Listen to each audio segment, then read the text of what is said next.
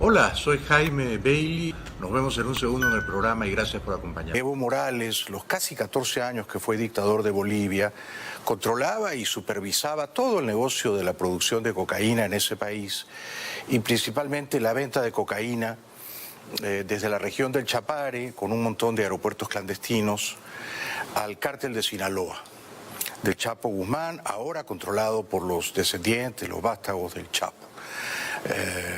Guzmán y el cártel de Sinaloa compraba cocaína en Bolivia a precios muy baratos, $2.500 el kilo, más o menos. Y luego Guzmán y su ejército de sicarios revendía ese mismo kilo por el que había pagado $2.500 en $17.000, $18.000, o sea, una ganancia de 600% como mínimo. La cocaína era mucho más barata en Bolivia que en Perú y en Colombia. ¿Por qué era más barata? Porque era completamente seguro producir coca, sembrar y cultivar coca y luego convertirla en cocaína en Bolivia, dado que el jefe del Estado, el dictador Evo Morales, era al mismo tiempo, desde el año 96, el presidente de las 6 federaciones cocaleras del Chapare, es decir, el jefe del cártel. Evo Morales consiguió en Bolivia lo que no logró Pablo Escobar en Colombia. Evo Morales, dirigente cocalero desde su juventud, llegó a ser el jefe del Estado de Bolivia.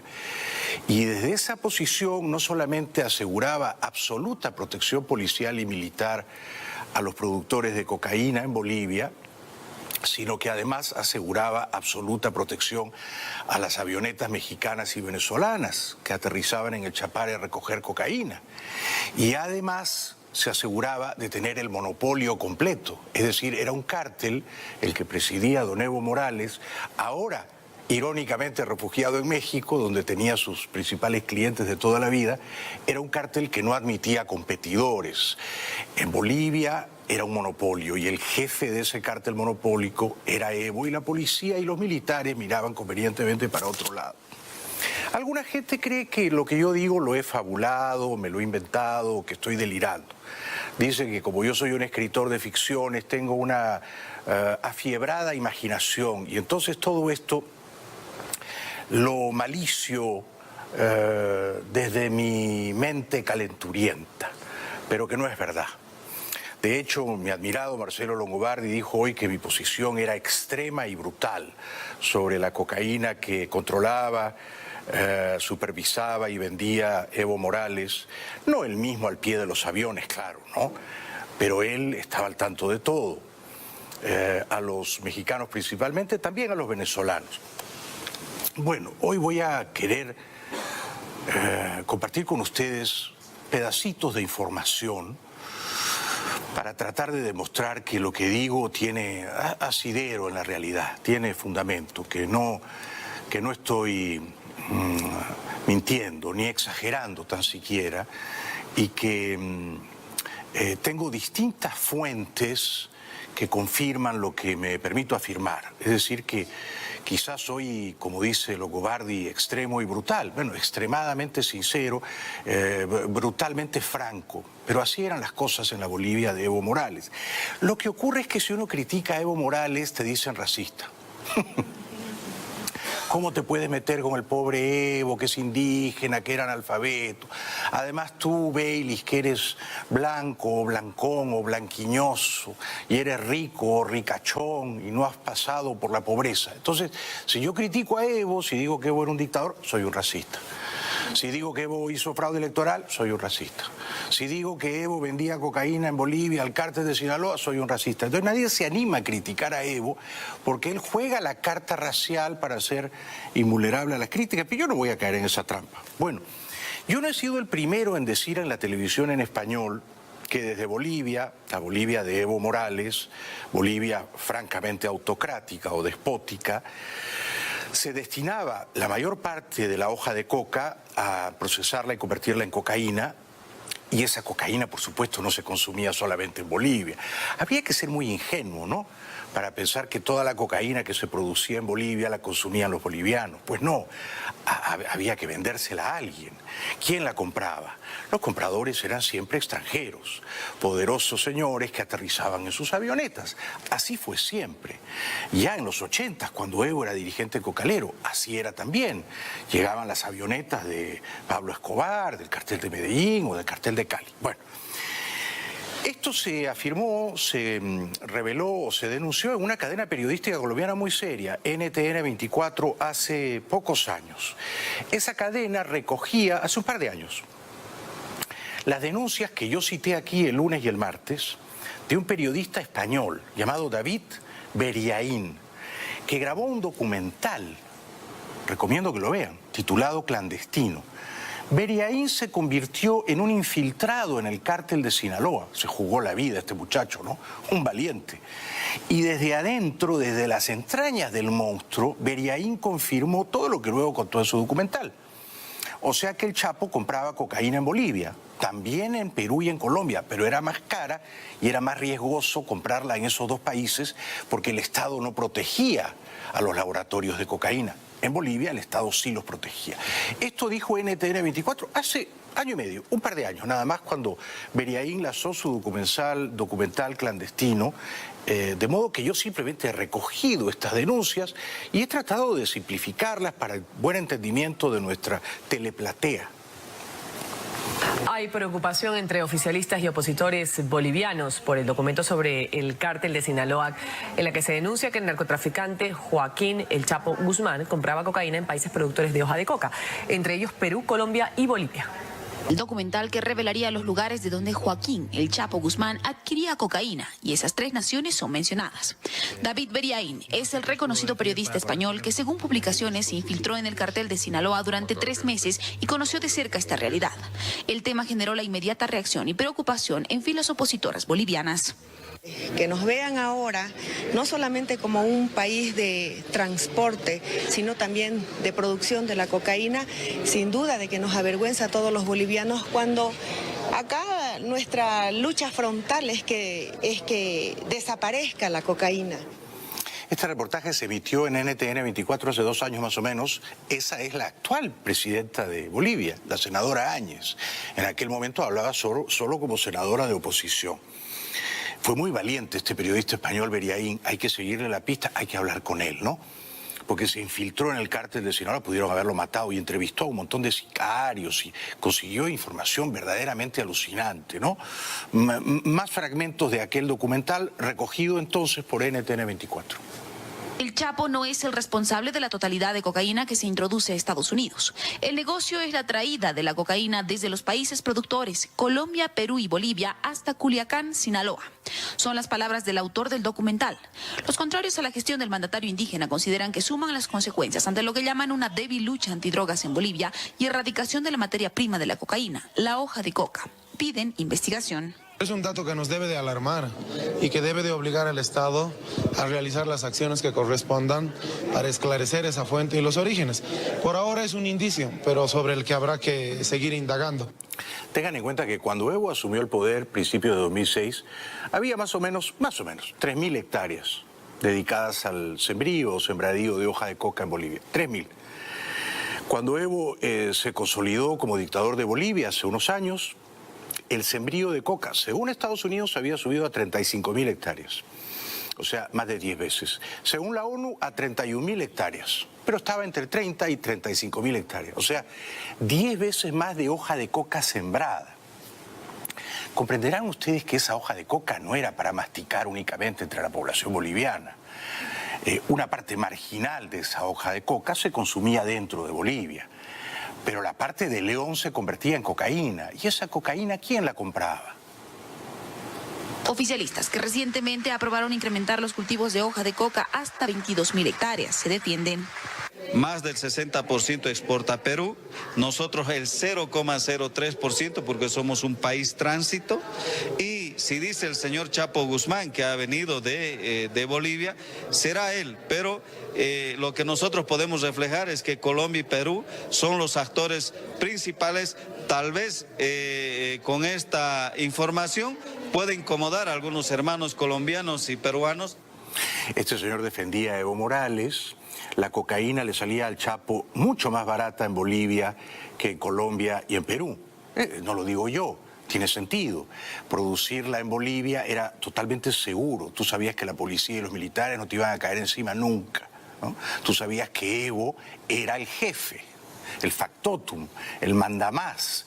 Entonces, para los lugartenientes del Chapo, lo más seguro era aterrizar en el Chapare y no ir a la selva peruana ni a la colombiana, que entrañaba unos riesgos muy superiores.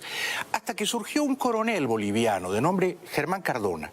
Este coronel vio que el tráfico de cocaína en Bolivia era exponencial, alucinante y absolutamente impune porque gozaba de la bendición oficial de Evo. Y quiso denunciar esto o quiso interrumpirlo, ¿no? Era un coronel insobornable. Por supuesto, el coronel tuvo que fugarse a Madrid y pedirle asilo político a Mariano Rajoy. Pero esto decía a NTN 24 el coronel Cardona. El coronel boliviano Germán Cardona llegó a Madrid para pedirle al gobierno de Mariano Rajoy que le conceda asilo político. El ex militar denunció que existe una orden del gobierno del presidente Evo Morales para asesinarlo por haber denunciado la existencia de una supuesta red de narcotráfico internacional en el que estarían involucrados el propio mandatario boliviano Nicolás Maduro y el fallecido presidente de Venezuela Hugo Chávez. Entrevista exclusiva en NTN 24, Marcelo Moncayo, periodista NTN 24, está con el coronel Cardona. Marcelo, buenos días, buenas tardes para usted y adelante con su invitado. Y entonces el periodista de NTN en Madrid hablaba con este coronel boliviano desertor. Este coronel in situ había visto, ¿no?, los tráficos incesantes de cocaína boliviana destinada principalmente a México. Los mexicanos pagaban $2.500 el kilo. Una tonelada son 1.000 kilos. Una tonelada costaba $2,5 millones de dólares. $2,5 millones de dólares. Por tonelada. ¿Ah? Después les voy a decir más o menos cuánto facturaban las 6 federaciones cocaleras, por lo bajo, claro, ¿no?, al cártel de Sinaloa y quizá también a los venezolanos al año. Después les voy a dar la cifra. Ayer dije que calculaba que eran 150, 200 millones de dólares al año. En total, no digo que Evo se quedara con todo eso, ¿no? Evo se quedaría con una parte de eso, la cuarta parte, la tercera parte, no sé. ¿Eh? Pero creo que me quedé un poquito corto. Bueno, este era el testimonio del coronel Cardona desde Madrid. Me informaron de que existía una red que se había armado en el Chapare desde los niveles centrales de gobierno, que incluía un ministro de gobierno o ministro del Estado, que era Juan Ramón de la Quintana, que había organizado toda esa red de narcotráfico, y que llegaban aviones de Venezuela al aeropuerto internacional del Chapare, que se había declarado internacional exclusivamente para que lleguen aviones de fuera del país, particularmente desde Venezuela. Dejaban armamento militar para armar una guardia plurinacional, que le venían a llamar, que era una guardia que iba a depender directamente del ministro de la Presidencia, una guardia armada. Y que esos aviones salían cargados de cocaína hacia Venezuela y que de allí se distribuía a otros países. No lo digo yo, ¿no? No me lo he inventado yo graciosamente. Lo dice este coronel desde Madrid que salvó la vida de milagro.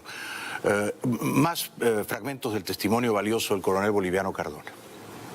Y este alumno específicamente es muy emotivo, me dice que el MAS iba a tener un partido político que iba a llegar al gobierno. ¿El MAS es el partido del presidente? El MAS, sí, el partido de Evo Morales, que iba a llegar a conquistar España, que antes éramos conquistados por los españoles, ahora nuestro hermano presidente va a conquistar España, que está aportando a un partido que se llama Podemos, que va a ser el hermano Pablo, que ha venido al Chapare, nos los ha presentado el hermano presidente y que está apoyando y financiando inclusive a través de una fundación a ese partido en España.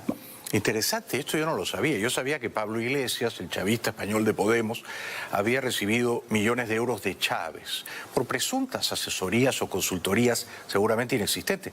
No sabía que había recibido fortunas clandestinas de Evo Morales. ¿De dónde sacaba Evo Morales los millones de euros para regalárselos a Pablito Iglesias de Podemos? Bueno, de la venta de cocaína a los mexicanos. Ya les digo, ahora luego les hago los números, pero yo calculo que en total, los mexicanos deben de haber pagado 250 millones de dólares anuales. Más o menos, más o menos. Redondeando, 20 millones de dólares mensuales. 20 millones de dólares.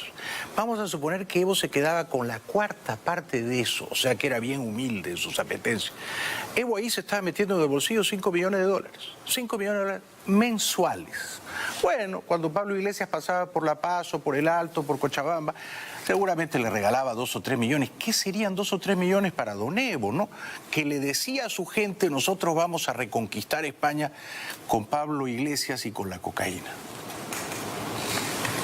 El MAS va a tener también presidente en España. Él lo decía en forma emotiva y expresiva, pero yo le fui indagando y le pregunté si él había visto que le daba dinero. Él me dijo, no, a través de una fundación, alguna organización que hay... Supuestas asesorías. Sí, supuestas asesorías que se estaba financiando a España, al partido Podemos en España. Además del testimonio entonces del periodista español David Beriaín con su documental clandestino emitido en Discovery Channel, además del testimonio de este coronel Germán Cardona, asilado en Madrid, está el libro de un periodista muy serio brasileño llamado Leonardo Coutinho, que investigó el puente aéreo de droga desde Bolivia a Venezuela y México. Un libro vincula al presidente Evo Morales en un presunto tráfico de drogas. Según el texto escrito por el periodista brasileño Leonardo Coutinho, existe un puente aéreo desde Bolivia a Venezuela y Cuba para transportar cocaína. Esta revelación la habría hecho un expiloto y socio de la aerolínea La Mía, al autor del libro titulado Hugo Chávez o Espectro. Tráfico de cocaína entre Bolivia y Venezuela y Cuba. Ese es el triángulo que denuncia este libro y esta es una denuncia gravísima.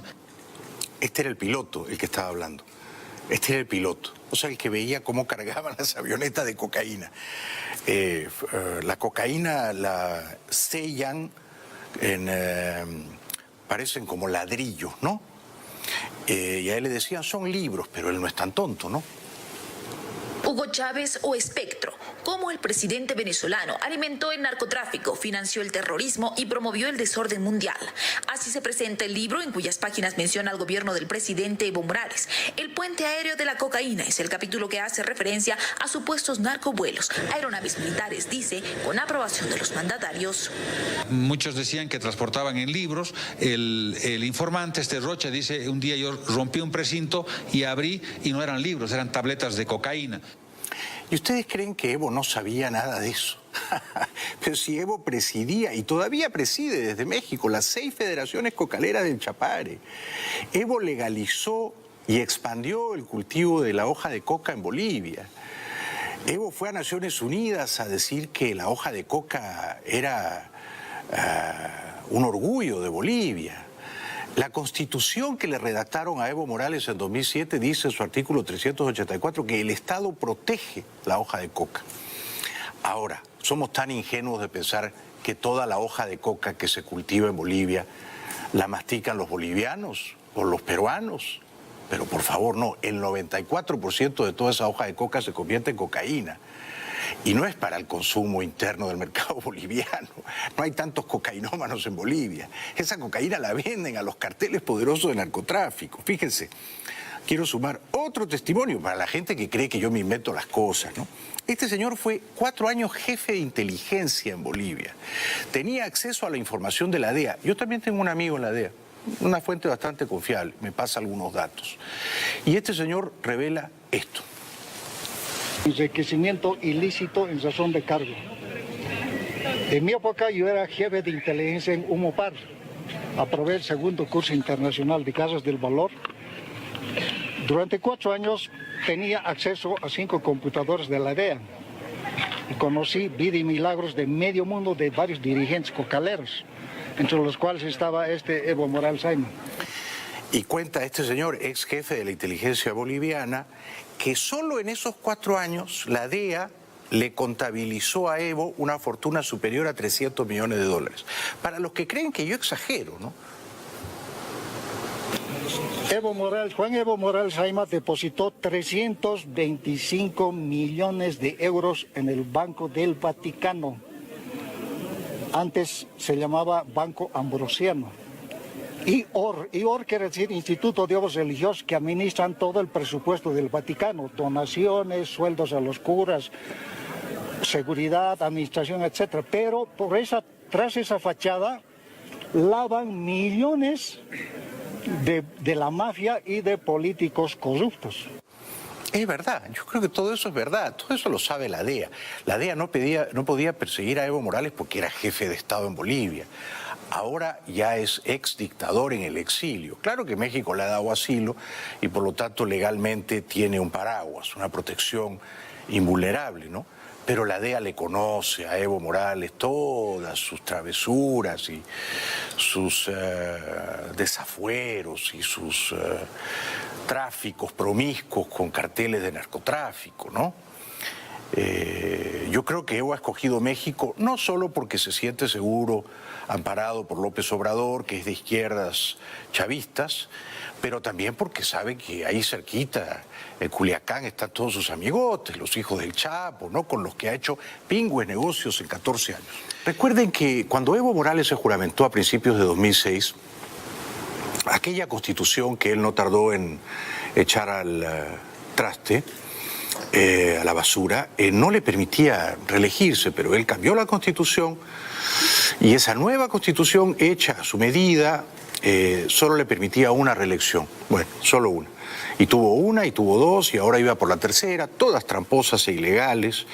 Entre tanto, la máxima prioridad de Evo, ¿cuál era? Bueno, expandir el terreno, las miles de hectáreas destinadas a sembrar hoja de coca. Para los campesinos del Chapare era inmensamente más redituable o lucrativo sembrar coca que sembrar cualquier otra cosa, y por eso aman a Evo.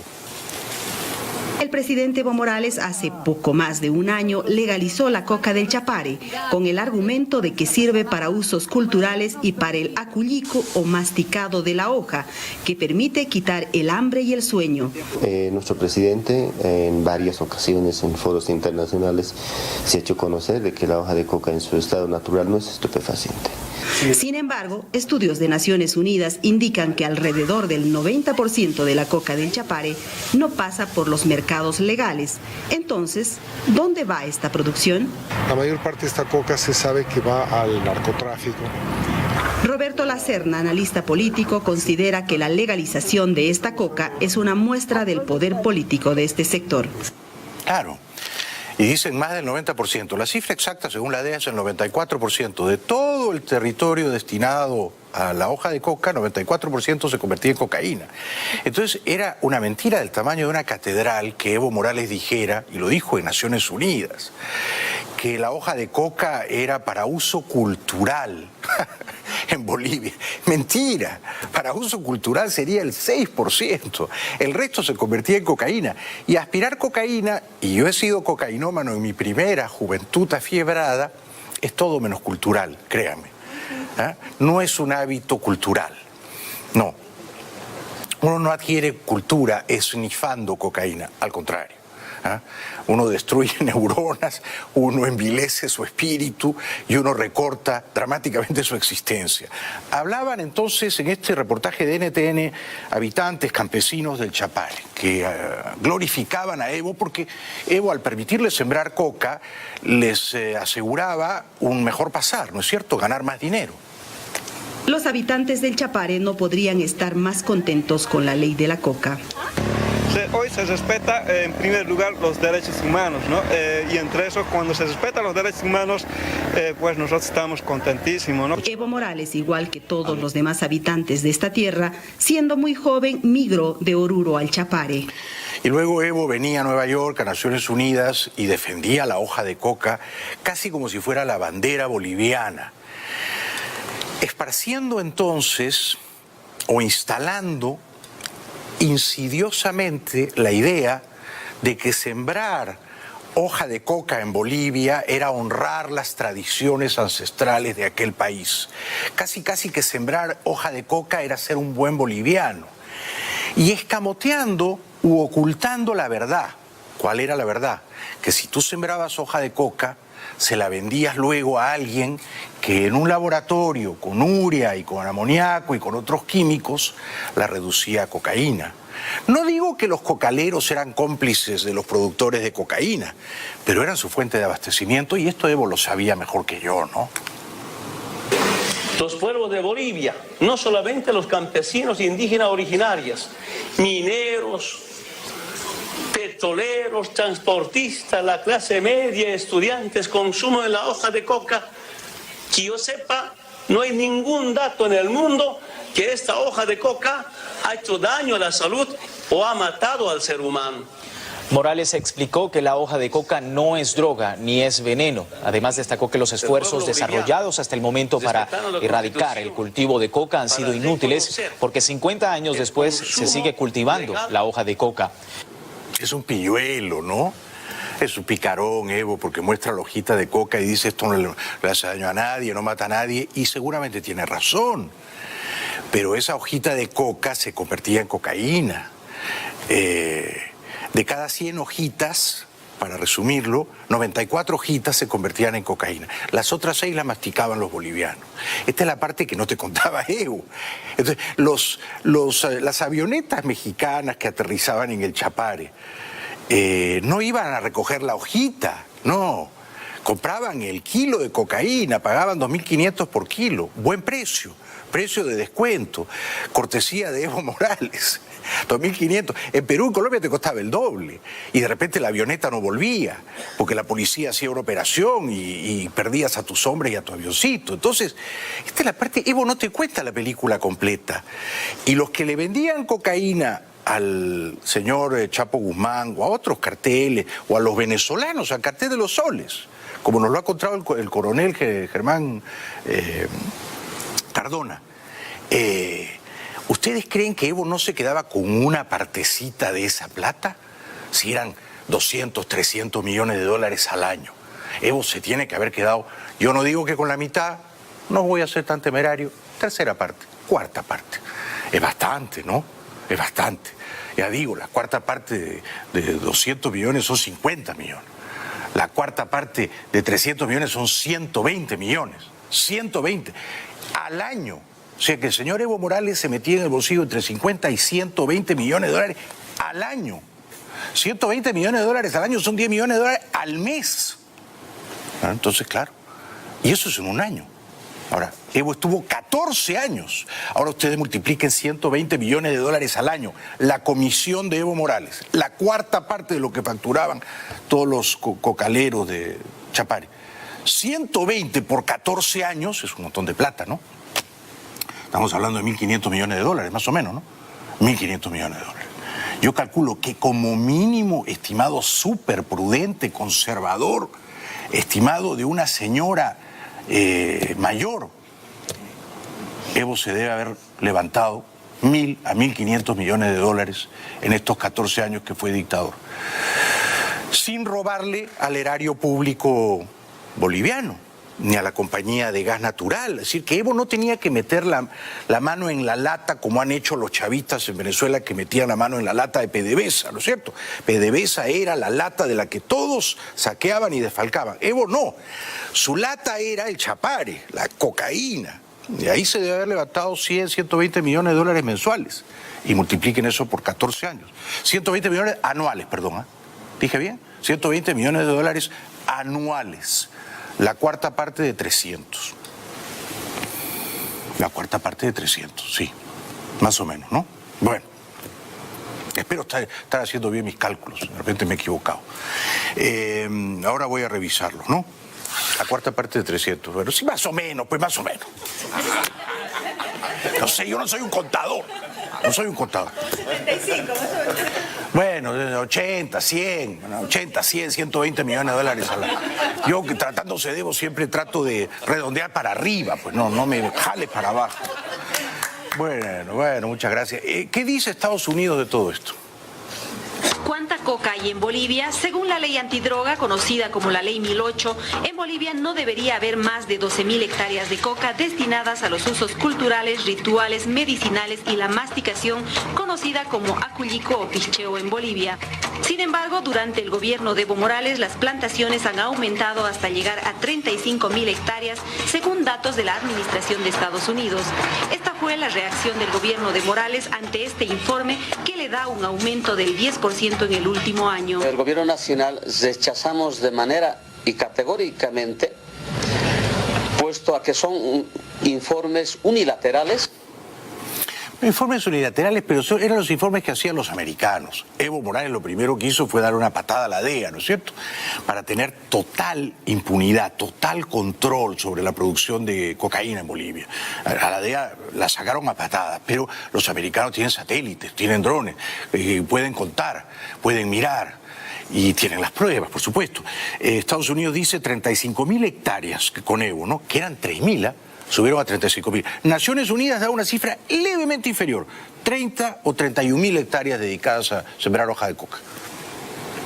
Sin embargo, después se hizo público el informe de Naciones Unidas que indica que las plantaciones de coca crecieron solo en 1% en el último año hasta llegar a 30.900 hectáreas. En esta ocasión, así reaccionó el gobierno. Con entera satisfacción, puesto a que demuestran el verdadero esfuerzo de los resultados en materia de lucha contra el narcotráfico en todo el territorio nacional. Yo quería dedicar estos primeros 2 segmentos a solidificar mi denuncia, ¿no? A apoyarla en distintos testimonios, a respaldarla por distintas fuentes, el periodista español, el coronel boliviano, el ex jefe de la inteligencia, Coutinho, el escritor brasileño, todos los cuales dan miradas muy interesantes respecto del florecimiento increíble del narcotráfico en Bolivia, los 14 años de Evo Morales, ¿no? La producción de cocaína se disparó a niveles de récord históricos y el Chapo Guzmán era el principal comprador de cocaína en la Bolivia de Evo Morales. No hay manera de que ustedes, los defensores de Evo Morales por el mundo, que hay un montón, me convenzan de que Evo no sabía lo que estaba pasando en el Chapare. No me van a convencer de eso. No hay manera de que ustedes logren persuadirme de que las avionetas mexicanas y venezolanas aterrizaban en el Chapare, se cargaban de cocaína y pagaban en millones de dólares en efectivo sin que Evo Morales supiera nada de nada. No hay manera de que me convenzan de que todo eso ocurrió a espaldas de Evo. No, todo eso ocurrió con el consentimiento explícito y la supervisión atenta del jefe del cartel monopólico de cocaína en Bolivia, don Evo Morales Ayma, ex emperador boliviano refugiado en México, protegido seguramente a la distancia, cautelosamente por sus ex socios, ¿no es cierto?